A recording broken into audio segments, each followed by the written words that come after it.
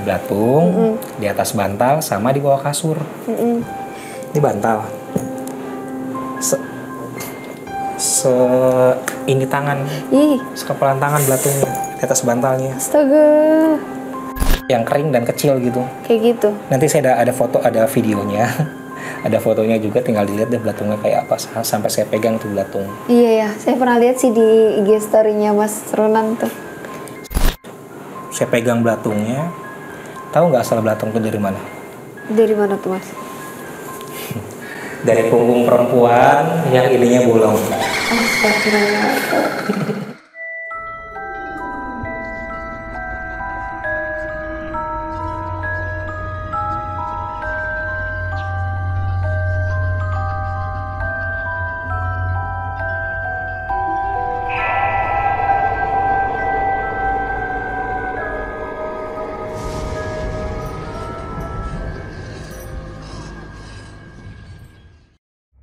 Assalamualaikum warahmatullahi wabarakatuh.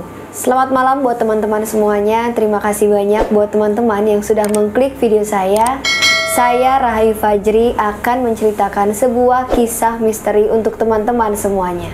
Pada malam hari ini saya kedatangan narasumber yang akan menceritakan pengalaman misterinya.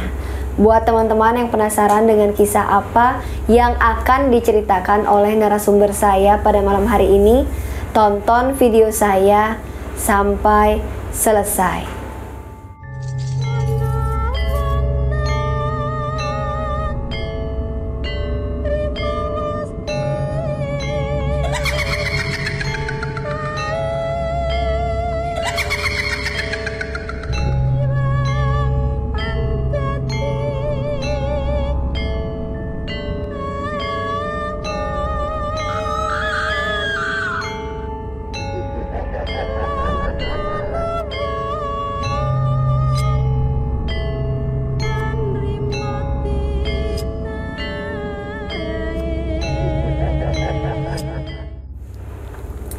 Pada malam hari ini saya sudah bersama dengan narasumber yang akan menceritakan pengalaman misterinya. Dan narasumber saya malam hari ini juga banyak sekali teman-teman semua request lagi untuk datang ke studio saya dan menceritakan pengalaman misterinya. Teman-teman pasti udah pada tahu ya siapa narasumber saya pada malam hari ini. Assalamualaikum Mas Ronan. Waalaikumsalam warahmatullahi wabarakatuh, Mbak Rahayu. Wah Mas Ronan, makasih banyak nih udah mau datang lagi ke sini. Saya juga terima kasih Mbak sudah diundang lagi, dan terima kasih juga untuk request kalian. Iya, jadi emang banyak banget nih, bukan hanya di kolom komentar ya, tapi sampai ke DM nerornya. Berayu undang lagi dong Mas Ronan buat cerita gitu. Bukan cuma 1-2 kali ya, maksudnya sering banget lah gitu DM yang masuk. Nah, malam hari ini saya memenuhi janji untuk teman-teman yang sudah menantikan nih Mas Ronan di channel YouTube saya. Mas Ronan gimana kabarnya? Alhamdulillah baik. Mbak Rahayu juga gimana? Puasanya lancar? Alhamdulillah lancar, tapi malam ini lagi nggak puasa. Jadi teman-teman kita udah nggak sabar ya mau dengerin Mas Ronan mau cerita apa. Jadi mau cerita apa nih Mas? Enggak, sudah saya kasihkan spillnya waktu lagi live. Iya. Langsung kaget kan? Nah, jadi kejadiannya ini belum lama. 14 Maret. Baru banget dong berarti, belum ada satu bulan. Iya. 14 Maret. Jadi kejadiannya itu 14 Maret. Jam, saya ingat saya sih antara jam 12:30 atau jam 12 lewat. Waktu itu saya baru pulang dari rumah teman.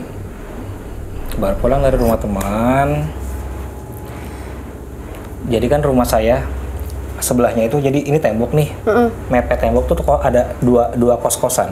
Oke.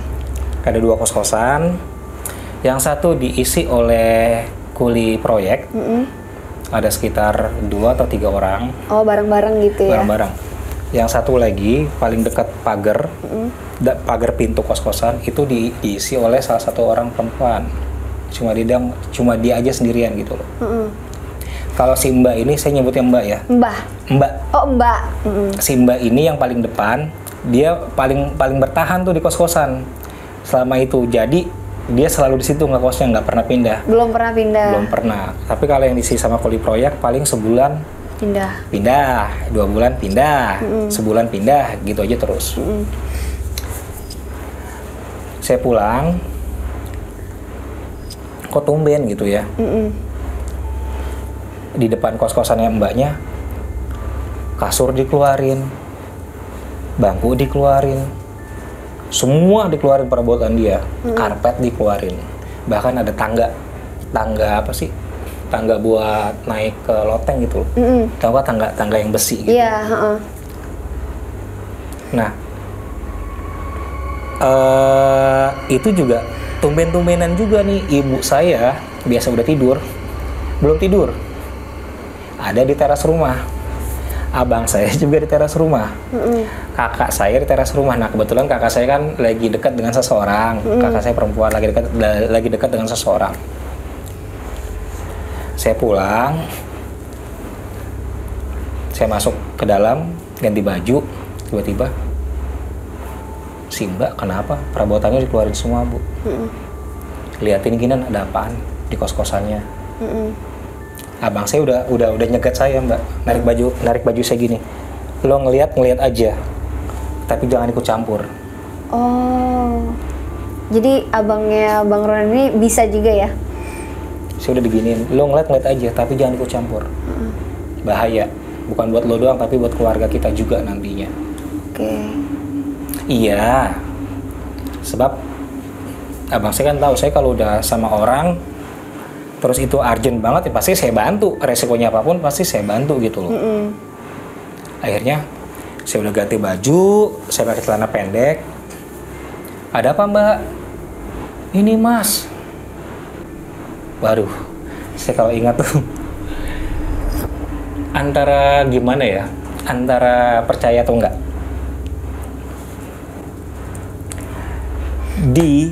Jadi kan kos-kosannya si Mbak ini hanya seluas ini, Mbak ya. Depannya itu, belakangnya cuma ada dapur sama kamar mandi, udah itu aja. Jadi di kos-kosan itu nggak boleh bawa alat masak, nggak boleh masak. Jadi kalau mau makan ya harus beli keluar. Saya masuk ke teras rumah, kenapa Mbak? Kau dikeluarin semua? Ini Mas, masa ada belatung? Rinding. Ada belatung di atas bantal sama di bawah kasur. Di bantal. Ini tangan, sekepalan tangan belatungnya di atas bantalnya. Astaga. Ini kan dia kasurnya di lantai, nggak pakai dipan ya? Iya. Nggak pakai dipan. Di bawah kasurnya. Jadi di bawah kasur sama pas di atas bantal, sekepalan tangan. Belatung. Kan kalau belatung yang di buah-buahan kan kecil-kecil dan basah, lompat-lompat. Ini belatungnya enggak, belatungnya kering, besar-besar seujung-ujung kuku, dan ada tanduknya hitam. Dan kebanyakan kalau belatung itu warnanya kuning. Agak-agak ini enggak putih atau agak kuning gitu ya? Ini enggak, Mbak. Ada kuningnya, kuning butek, bahkan ada yang hitam. Oh. Ada yang hitam. Udah dibersihin sama dia, maka dikeluarin semua, dibersihin, disemprot, disinfektan gitu kan, disemprot apa sih, kayak pewangi dan anti serangga. Udah nih, udah disemprot, dipel pakai karbol. Dia baru ngepel sampai lantai teras. Ada lagi di tempat yang sama. Bukan dari atas gitu? Bukan dari atas. Saya tanya, Mbak, saya kan selalu berpositif thinking dulu. Apapun saya selalu berpositif thinking, nggak mau berpikiran negatif. Ya. Iya. Mungkin dari atas kali, Mbak, dari plafon gitu kan. Nah, kebetulan dia nggak ada plafon, hanya langsung dak gitu loh. Nggak mungkin kan, dak itu ada bangkai. Iya. Karena di atasnya mau dibikin lantai 2, kos-kosan lantai 2, tapi belum jadi gitu loh. Oh, jadi udah langsung di beton gitu. Langsung di beton. Udah Mas, udah dicek, tapi nggak ada apapun. Ternyata Bukan si Mbak ini doang yang kebagian belatung. Kulit proyeknya pun juga kebagian belatung di kasur sama di bantal, tapi lebih sedikit. Oh. Ini belum saya ceritain loh. Kalau yang di channel saya hanya menceritakan si Mbaknya aja. Cuma kalau yang kulit proyeknya belum saya ceritakan. Saya datang ke situ, si kulinya bilang begini, iya mas, teman saya baru pulang, dia buka pintu, itu di kasur sama di bantal juga ada, tapi sedikit, nggak kayak si Mbak. Kalau Mbak kan hampir satu kepalan tangan di bantal, cuma kalau di bawah kasur udah nyebar kemana-mana. Astagfirullahaladzim. Mungkin nggak dari atas jatuh langsung seplok begini terus di bawah kasur. Iya, nggak mungkin sih. Si emas juga sama. Udah saya bersihin, cuma kalau si emas yang kuali proyek ini saat dibersihin habis, udah nggak ada lagi. Si Mbak ada terus-terusan. Dibersihin, disemprot ada lagi. Dibersihin, disemprot ada lagi. Ternyata itu adalah, kalau saya sih nyebutnya, nggak mau nyebut santet atau peluh ya, itu diteror, Mbaknya diteror untuk menjatuhkan mental Mbaknya biar dia nggak betah di situ dan bikin si Mbaknya itu sakit. Sakit, maksudnya bukan sakit fisik, tapi kejiwaannya biar sakit, biar gimana gitu. Ini saya harus gimana mas, kata Mbaknya. Udah saya sapuin, udah saya bersihin, memang betul. Udah bersihin, disapuin sampai beberapa kali. Ada lagi yang tadinya sekepalan tangan, saya ngeliat sendiri Mbak. Tiba-tiba ada beberapa ekor, 5 atau sampai 10 gitu, disapuin.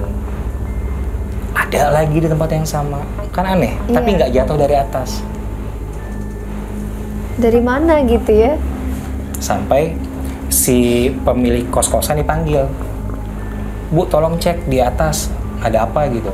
Nggak ada apa-apa, ternyata nggak ada bangkai, nggak ada apapun. Kan kalau belatung bangkai biasanya kecil-kecil basah. Ini nggak, tahu nggak Mbak, kayak belatung yang buat makanan burung. Yang kering dan kecil gitu. Kayak gitu. Nanti saya ada foto, ada videonya. Ada fotonya juga, tinggal dilihat deh belatungnya kayak apa. Sampai saya pegang tuh belatung. Iya ya, saya pernah lihat sih di IG story-nya Mas Ronan tuh. Saya saking keselnya kan saya bikin caption kan, kalau memang berani nggak begini caranya, jangan pengecut gitu loh. Ya itu ya belatungnya itu. Itu belatungnya. Banyak yang bilang, alah paling juga main-main, ngapain saya mainin belatung malam-malam. Iya. Kurang kerjaan banget. Nah, akhirnya udah dibersihin lagi sama si Mbaknya, udah dicek juga di atas nggak ada bangkai. Ya pada akhirnya saya harus gimana nih mas? Udah bersih nih belatung.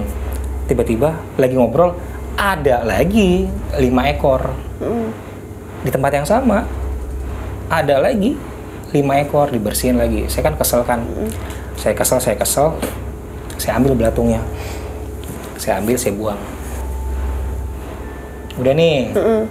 Langsung pakai tangan, si Mbaknya sampai gini. Ih nggak jijik mas, nggak, biasa aja. Udah biarin, ada yang ketawa. Terus? Ntar dulu. Kata siapa bulan puasa semuanya dikunci. Aduh, ada ya. Jadi kita melenceng dari cerita dulu Mbak ya. Mungkin banyak yang ngomong, emang selama bulan Ramadan nggak ada. Yang dikunci itu bukan mereka, tapi yang di hati kita. Iya betul. Untuk menahan segala godaan. Mereka mah tetap ada gitu loh. Mau dikurung segitu banyaknya gitu ya. Iya, mereka mah tetap ada, tetap muncul. Kalau yang dimaksud mereka dikunci itu godaan-godaan dalam hati kita. Itu kuat setan, enggak? Iya benar. Nah. Benar ya, makanya banyak banget yang ngasih pertanyaan gitu kak, maksudnya nggak kalau bulan Ramadan nggak penelusuran ya kak, karena setannya nggak ada ya kak, karena setannya dikurung ya kak, gitu. Udah banyak yang DM saya juga kayak gitu. Siap PKT. Belum lama juga yang saya cerita di pasar lama itu, yang saya ciamsi, yang gini-gini, itu kan malam pertama Ramadan. Iya, jadi bisa dijawab nih sama Mas Ronan ya. Ya jadi ya itu, yang dikunci adalah yang di hati kita, godaan-godaan di hati kita, gimana kita mengurung mereka biar nggak tergoda. Iya, dari makan, minum, marah, segala macam yang berhubungan dengan diri. Tapi kalau mereka ya tetap ada. Bener-bener. Siap PKT, Jadi udah dijawab nih sama Mas Ronan. Saya juga udah banyak balesin DM gitu kan. Kenapa Kak, kok nggak penelusuran bulan Ramadan setannya dikurung ya? Pada bilang gitu Mas. Nah, kita nggak penelusuran bukan berarti mereka nggak ada. Kita menghormati gitu loh. Betul. Udah waktunya kita beribadah, bukan buat nyari-nyari mereka lagi ngapain gitu. Nanti aja setelah bulan Ramadan. Iya rugi amat tiba-tiba penelusuran kelewatan atau nggak sahur nggak apa kan. Iya rugi aja gitu intinya ya. Betul. Balik lagi Mbak ya. Oke. Saya buang waktu itu udah saya buang nih. Saya kan nggak berani masuk. Awalnya saya berani masuk nih, tapi karena udah malam takut terjadi fitnah gitu kan. Namanya dia perempuan sendiri di situ. Saya ngobrol di depan pintunya. Kan ini pintu. Saya ngobrol di tengah-tengah pintunya gitu, si mbaknya di ujung kamarnya, di ujung ruang tengahnya itu. Tapi udah nggak ada kasur, udah nggak ada bangku, udah nggak ada barang-barang, tinggal TV doang gitu. Di saat saya lagi ngobrol, belatung yang saya buang dilempar lagi ke kepala saya dari arah luar. Bener-bener ke muka, kena kepala. Kan kalau yang tadi jatuhnya langsung ada di dalam ya. Ini enggak, yang dari arah luar. Jadi ini bisa dibayangin nggak sih, ini pintu. Saya berdiri begini, nyamping begini. Ya ini kan otomatis teras. Ini jalanan. Dilempar langsung, dek, kena kepala saya, kejatuh. Iya. Saya langsung gini, saya maaf pakai bahasa Jawa ya, ini kasar banget, jancuk gitu kan. Maaf banget ya, jancuk saya gitu kan. Saya ambil belatungnya, saya remes-remes saya gitu nih. Mati kau saya gitu kan. Kata mbaknya, nggak geli Mas, nggak gemes gitu kan. Saya buang. Udah saya buang, saya ngobrol sama si mbaknya. Tiba-tiba dari sela-sela pintu di balok pintunya, jatuhlah ke tangan saya. Puk. Kebayang nggak? Ya nggak mungkin kan kalau memang tuh belatung ada di area itu, masa jatuhnya udah sembarangan. Yang tadinya cuma di kasur, di bantal, tiba-tiba udah nyebar. Jatuh di tangan saya, satu. Mbak lihat kan? Iya Mas. Kok sekarang emas yang diserang katanya gitu. Saya ambil, saya pegang. Saya udah kesel nih, saya konsentrasi Mbak. Saya konsentrasi, saya langsung, kenapa Mas? Ini dalam hati saya ngomong, ini kalau gue ceritain kaget nih orang nih. Apalagi perempuan gitu. Ada apa Mbak? Ada apa Mas, kata si mbaknya. Ngomong aja gitu. Yakin, saya kasih tahu. Iya Mas, ngomong aja. Ini belatung memang bukan dari bangkai. Tapi, kan saya selalu bilang, udah Mbak positive thinking aja dulu, mungkin dari bangkai gitu kan, atau dari plafon. Tapi ini ada yang ngasih gitu loh. Ada yang sengaja mengirimin. Dan si Mbak itu ngomong, ini hari kedua Mas. Ini hari kedua belatungnya. Ternyata kemarin juga ada, tapi si mbaknya pergi, nggak tidur di kos-kosan ya, karena nggak berani gitu. Pas hari kedua ini nggak mungkin dia nginep lagi di rumah temennya, karena besok harus kerja. Ini hari kedua Mas, saya diinin belatung terus gitu loh. Akhirnya saya konsentrasi, saya pegang belatungnya. Tahu nggak asal belatung itu dari mana? Dari mana tuh Mas? Dari punggung perempuan yang ininya bolong. Astagfirullah. Jadi rambutnya panjang. Yang kayak di film-film itu ya? Dari punggung perempuan yang ininya bolong. Jadi setiap dia mau ngambil belatungnya dia begini. Diginiin. Dilempar ya, diambil dulu terus dilempar. Bayang nggak? Merinding nih. Ampun. Jadi ya Mungkin bagi kalian, lu halus segala macam. Sekarang gini, tadinya belatung hanya ada di bantal, hanya ada di bawah kasur. Tiba-tiba saya datang, saya buang dari arah luar, balik lagi kelempar kena kepala. Saya lagi ngobrol, tiba-tiba dia langsung jatuh di tangan. Saya konsentrasi, ya saya ngelihat perempuan itu. Perempuan itu baju putih banyak darah, langsung gini lempar. Akhirnya saya konsentrasi lagi. Siapa yang nyuruh lo? Saya gitu. Yang nyuruh lo siapa gitu. Tapi saya ngomong, gue mohon, gue nggak mau balikin ini ke siapapun yang nyuruh kamu. Tapi kasih tahu siapa yang nyuruh lu, saya gitu. Yang nyuruh lu siapa? Kelihatan ada sosok perempuan sama laki-laki. Tapi laki-lakinya bukan orang yang kita bilang praktisi ya. Tahu kan praktisi kan? DUKUN lah. Tahu. Saya ngomong Simbanya, Mbak. Belatung ini asalnya dari perempuan yang hidungnya bolong. Serius, Mas? Pas lagi ngomong kayak gitu, Simbanya nyium, dia bilang, Mas, kok saya kayak nyium bau bangkai ya? Awalnya nggak ada apapun, tapi dia kayak nyium bau bangkai, tapi kayak bukan bau bangkai, kayak bau anyir gitu. Lebih tepatnya kayak bau darah. Anyir bangkai darah gitu.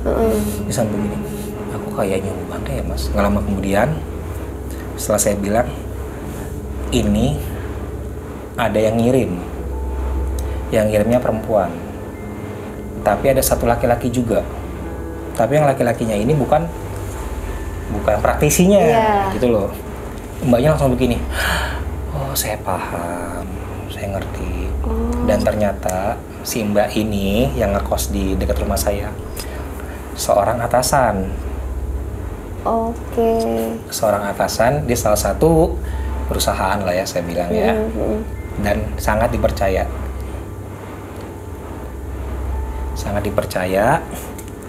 Ada yang nggak suka sama dia nih bawahannya. Berarti bawahannya perempuan. Bawahannya ini punya suami, kerja di tempat yang sama. Tadinya suaminya nggak punya masalah sama si mbaknya, tapi karena mungkin dia hasut si istrinya, ngikut juga lah. Sampai saya tahu, Mas. Saya tahu siapa orangnya. Dia di tempat kerja saya. Awalnya sih istrinya ini nggak suka sama saya, tapi kok lama-lama yang tadinya saya sama suaminya nggak ada masalah, jadi ada masalah juga gitu. Terus harus gimana, Mas? Saya nggak mungkin saya balikin nih, Mbak, segitu. Saya nggak mungkin ngebales apa yang dilakuin. Saya nggak mau, Mbak. Ya jangan, Mas. Yang penting kata mbaknya, ini belatung harus nggak datang lagi gitu loh. Ya kan kasihan kalau lagi tidur tiba-tiba ada kena mukanya gitu kan. Saya nggak bisa, Mbak. Ya mungkin saya cuma bisa bantu segini aja, kasih tahu. Lagi cerita begitu, lagi ngasih tahu, tiba-tiba kedengeran suara, wah gitu. Ada yang marah. Itu kayak gitu mbaknya juga nggak denger. Oh, cuma Mas Ronan doang? Mbaknya nggak dengar juga. Oh, mbaknya juga nggak dengar. Sampai gini mbaknya, itu suara apaan, Mas, katanya gitu. Ada yang marah, Mbak, saya bilang. Kenceng, wah gitu. Pikir cuman kayak Mas Ronan doang gitu. Enggak. Jadi kita lagi ngobrol begini nih. Ini saya di depan pintu, di tengah-tengah pintu. Ini Mbak, saya lagi ngobrol gini. Ini ada yang ngirim, Mbak. Dia gini-gini, tahu dari arah belakang si mbaknya. Wah, begitu.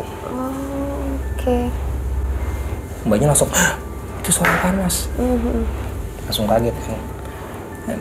Mbak, maaf, saya nggak bisa lebih dalam lagi. Saya cuma bisa ngasih tahu itu. Nah, gangguan belatung tetap ada, tapi hanya 1-2 di tempat yang sama. Hanya ada 1-2 nih, tapi belum saya treatment ya. Belum saya treatment, hanya ada 1-2, beberapa ekor lah. Dibersihin lagi sama si mbaknya, disemprot gitu. Saya pulang karena ibu saya juga manggil, udah Nan, masuk, udah malam, besok lo kan harus ngajar gitu kan. Abang saya juga bilang, lo jangan macem-macem, takutnya ntar kita yang kena digituin. Bener. Kita semua udah masuk, bukan kita, ada saya masuk, ibu saya, abang saya, kakak saya sama yang lagi dekatnya gitu masih ngobrol di teras. Kedengaran suara kayak Simbanya kayak kaget gitu loh. Saya Teriak. keluar, Simba teriak. Saya keluar, ada apa lagi mbak? Ini banyak lagi. Saya kesel dong. Saya kesel. Mbak, ini maaf ya, saya treatment ya mbak ya. Maksudnya saya treatment tuh, mbak saya bantu, tapi saya nggak mau ngebalikin atau dengan membalas orang yang ngirimnya gitu loh. Saya cuma mencegah aja, saya pagerin kos-kosannya gitu loh. Gimana caranya mas? Yaudah, nanti saya mau cari suatu benda gitu kan. Saya nggak mau ngasih tahu, takutnya jadi bumerang. Maaf ya, DM-nya udah ratusan nih. Iya. Pusing saya pusing, DM udah ratusan. Yang minta ini, yang minta itu, belum yang minta liatin khodam lah, yang PHP lah, Itu liatin modal. yang segala macem. Aduh, saya juga punya energi yang terbatas, bukan punya BUMN gitu ya. Jadi setelah saya ceritain itu gitu, DM saya nih mau saya buka nih ratusan nih. Yang terpending, yang utama sama yang terpending belum Belum diterima banyak banget ya. Bahkan saya ceritakan yang sampai ada yang terkenal itu setahun baru saya fallback. Iya. Saking banyak yang Sombong lain. banget saya. Padahal dia lebih terkenal dari saya ya. Aduh. Sampai akhirnya mbak saya treatment ya, saya mohon maaf. Tapi dengan cara saya, tapi dengan cara yang islami loh, bukan dengan cara yang macam-macam. Saya ngikutin sunnah Nabi. Saya cari suatu benda gitu kan, yang sunnah Nabi malam itu juga. Pas saat saya bilang saya mau magerin, saya treatment, tiba-tiba kayak ada yang janganan. Jangan, kayak ada yang halangin jangan. Tapi saya dalam hati enggak, kasihan. Kalau gini terus nggak bakal habis gitu loh. Yang pada akhirnya saya ngomong ke pacar kali ya, ke pacarnya kakak saya. Bang, temenin yuk nyari ini, itu jam 12:30 malam loh. Jam 12:30 berarti benar-benar yang udah urgent banget gitu ya. Temenin yuk ngambil nyari ini, di mana tuh? Di sana. Emang nggak berani? Bang, apaan? Di sebelah rumahnya kuburan, gue mana berani gitu. Kata kakak saya, masa pawang setan takut? Ya gue kalau sendiri juga takut, saya bilang. Iya benar-benar. Tiba-tiba kalau saya collab di jalanan kan nggak lucu gitu. Emang di mana ngambilnya? Gue di bawah sampai rumahnya kuburan. Kata ibu, lo kalau ngambil ini malam-malam harus izin sama yang punya, kalau nggak besok ininya mati gitu loh, tumbuhannya mati gitu. Tumbuhannya mati. Nggak apa-apa lah buat obat ini. Akhirnya saya ngambil gunting, saya ngomong, Bude minta ya buat obat, izinin, kalau enggak bahaya nih gitu. Sampai di sana saya udah gemeteran aja nih, udah nggak enak. Pas lagi motong, krek, dari arah kiri kedengaran kayak kayak gitu. Karena memang kuburan sebenarnya kan. Tuh kan godaannya kan ada aja kalau lagi orang mau ngobatin orang gitu. Sampai pacarnya kakak saya juga, apaan tuh? Enggak, orang lewat segitu aja. Jadi nggak takut. Kedengeran. Itu godaannya biar saya nggak ngambil dan nggak ngobatin, nggak treatment. Saya gunting, saya bawa beberapa potong gitu kan. Saya bilang, Mbak siapin ini. Udah gitu, ambil Mbak ya, Mbak punya nggak gitu? Oh ada semua. Akhirnya saya treatment lah dengan cara saya yang islami ya. Iya. Pas saat saya lagi baca doa, saya lagi mau magerin, Simbanya langsung bereaksi ke Simbanya. Muntah. Oke. Saya semprot semua tembok-temboknya sampai ke dapur, ke kamar mandi, ke teras, saya semprot semua. Udah gitu, Mbaknya muntah. Kenapa Mbak? Nggak tahu, tiba-tiba saya mual dan panas, kata dia. Bereaksi, ternyata betul bereaksi. Saya bilang, Mbak, setelah ini sisanya Mbak pakai mandi sama yang ininya Mbak minum ya. Bereaksi ke si Mbaknya. Itu kalau bereaksi gitu berarti emang beneran mau ngenain dia atau gimana gitu? Mau Mas? ngenain dia.